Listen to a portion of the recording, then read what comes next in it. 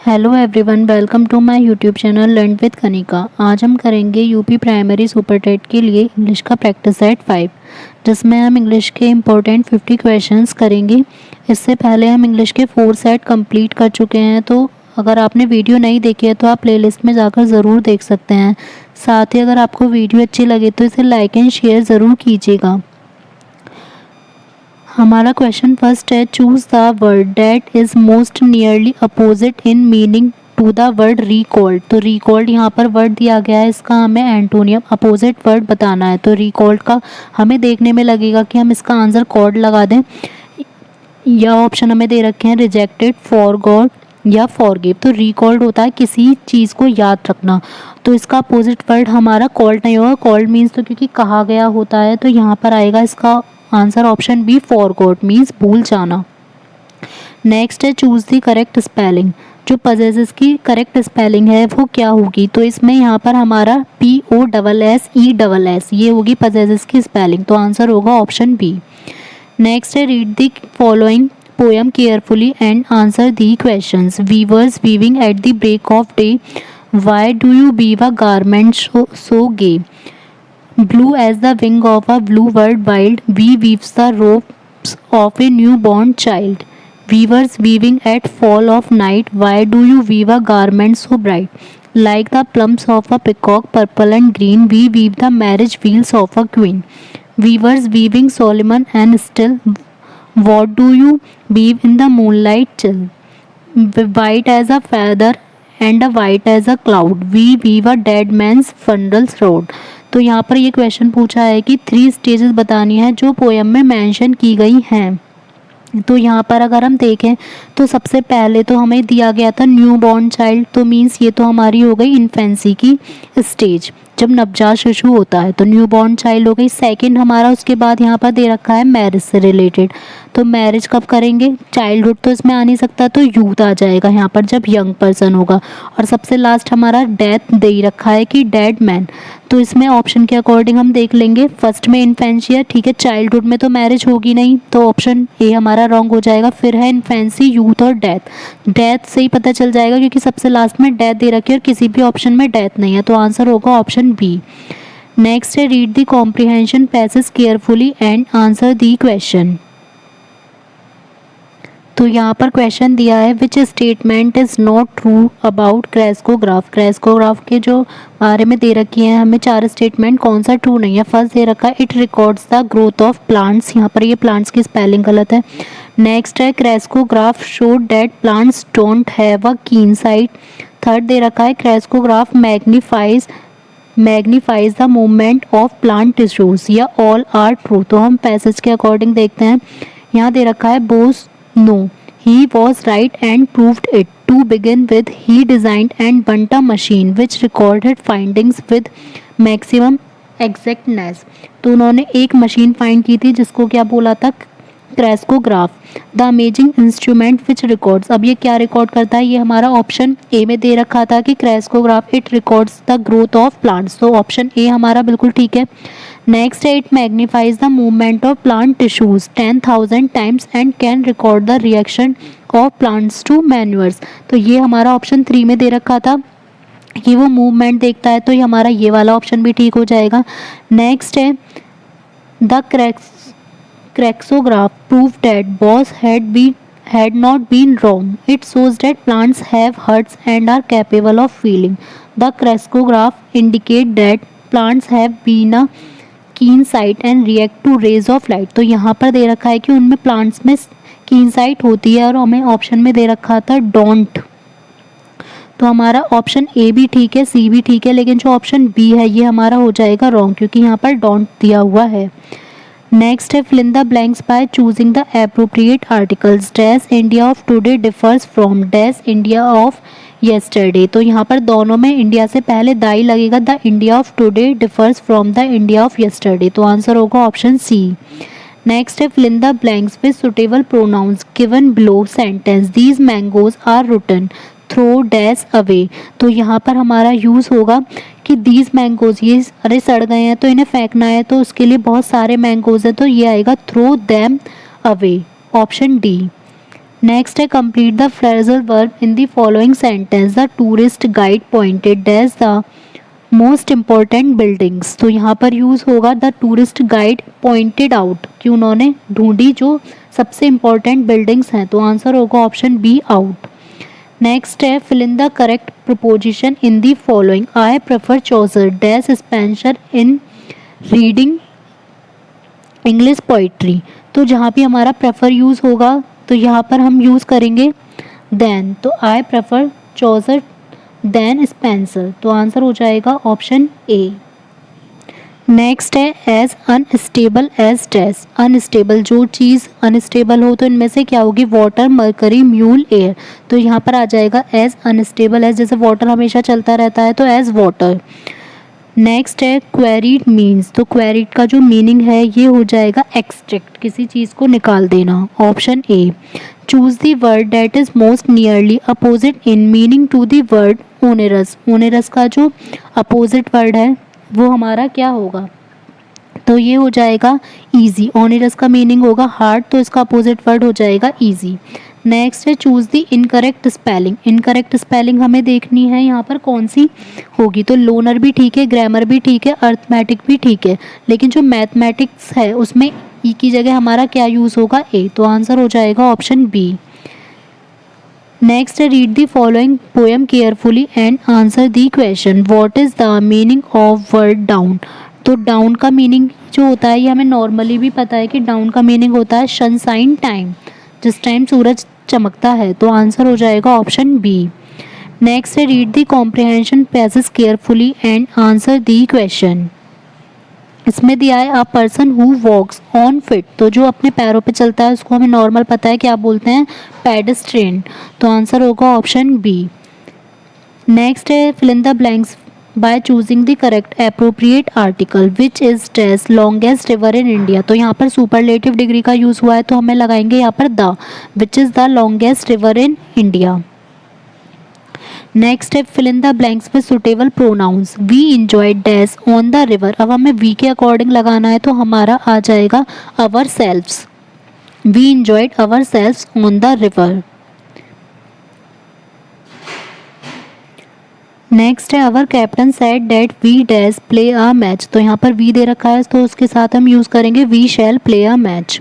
Which one of the following options will complete the phrasal verb in the following sentence? I had to fill dash 3 forms to get my driving license. तो मेरे को अपना driving licence प्राप्त करने के लिए यहाँ पर मेरे को 3 फॉर्म फिल करने होंगे। तो यहाँ पर आ जाएगा फिल के साथ हम यूज़ करेंगे फिल अप। तो fill up 3 forms, option A. Next है चूज द करेक्ट सेंटेंस। यहाँ पर हमें दिए गए हैं फर्स्ट है of water take this glass. ये गलत हो जाएगा क्योंकि ऑफ से शुरू है। Take glass of this water, take this glass of water या take this water of glass. तो यहाँ पर जो करेक्ट सेंटेंस है ये हो जाएगा take this glass of water, option C. Next है choose the correct synonym for the word exile. Exile का यहाँ पर सिनोनियम लिखना है तो ये हो जाएगा banishment, option B. Choose the word that is most nearly opposite in meaning to the word like का जो अपोजिट वर्ड होगा, तो लाइक मीन्स किसी चीज़ को पसंद करना, तो इसका अपोजिट वर्ड हो जाएगा हमारा हेट।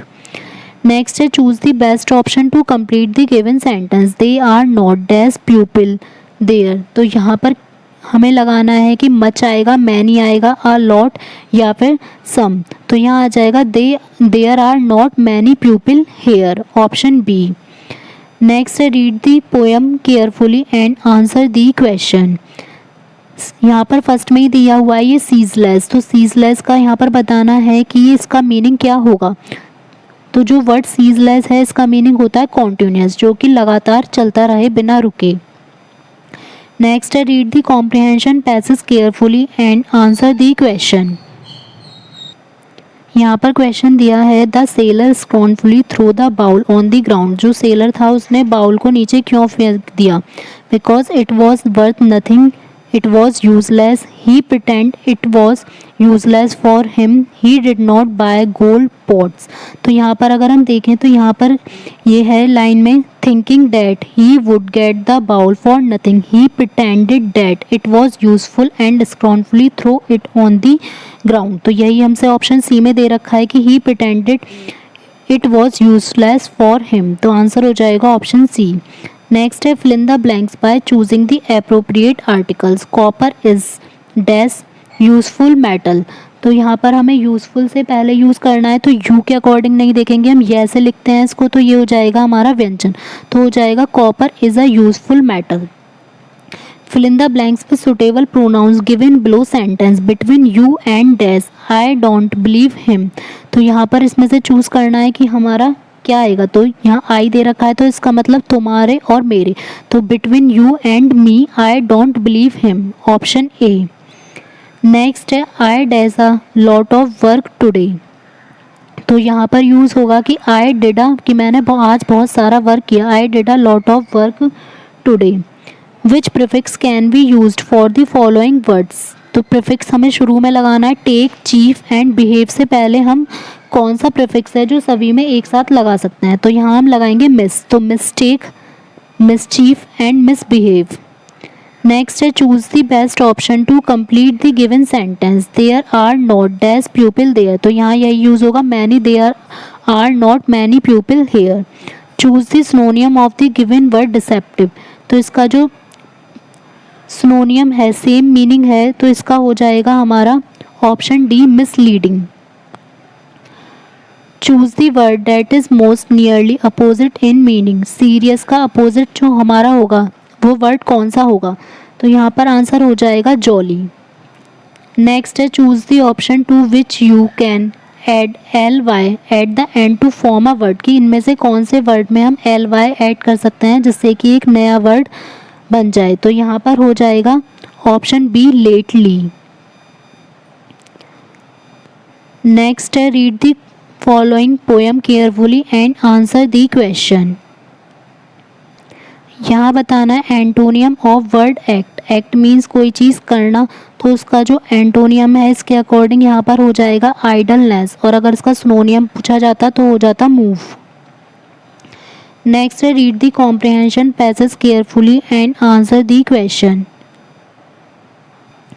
यहाँ क्वेश्चन है what does be bereaved in this passage stands for, a person who loves his country, a person who do not believe in God, a person whose close relation or friend has recently died, a person whose wife is dead, तो ये one word में भी पूछा जा सकता है, तो वीरीव्ड का मीनिंग होता है अ पर्सन जिसका कोई क्लोज रिलेशन वाला या फ्रेंड रिसेंट में ही डेथ हो गई हो, तो आंसर होगा ऑप्शन सी। नेक्स्ट है fill in the blanks by choosing the appropriate articles, English is dash easy language, तो यहाँ पर ईजी के साथ आ जाएगा हमारा एन, तो English is an easy language, option C. What is the adjective in the given sentence, the tall girl met a boy, तो यहाँ पर गर्ल की जो क्वालिटी है वो टॉल बता रखी है, तो ये टॉल हो जाएगा एडजेक्टिव।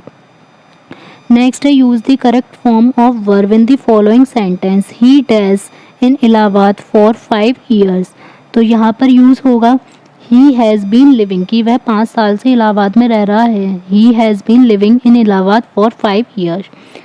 नेक्स्ट है ship sail dash the seas, तो यहाँ पर हमें प्रपोजिशन फिल करनी है, तो यहाँ हो जाएगा ship sail across the seas. Choose the best option to complete the given sentence, you should dash your homework, तो यहाँ पर आ जाएगा कि होमवर्क करेंगे तो you should do your homework, option B. Write the synonym of congregation, तो congregation का जो सिनोनियम है ये हो जाएगा succession. Choose the word that is most nearly opposite, accord का जो अपोजिट मीनिंग है ये हो जाएगा डिसेंट, ऑप्शन सी। नेक्स्ट है identify the cries of a lion, तो जो लॉइन की आवाज़ है वो क्या हो जाएगी रॉयल्स, ऑप्शन डी।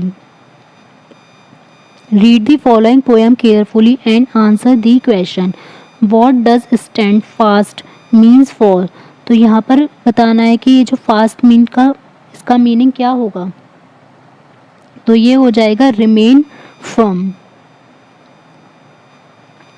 नेक्स्ट है read the comprehension passage carefully and answer the question, which of the following word in para means the same as inform others about their, तो इसमें पूछा है कि किसी को इन्फॉर्म करना उनके बारे में, तो इससे रिलेटेड वर्ड हो जाएगा option D signal. Fill in the blanks by choosing the appropriate article. Sun shines brightly, तो जो हमारी यूनिवर्सल थिंग होती है उनके साथ हम यूज़ करेंगे द, तो यहाँ आ जाएगा द सन साइंस ब्राइटली।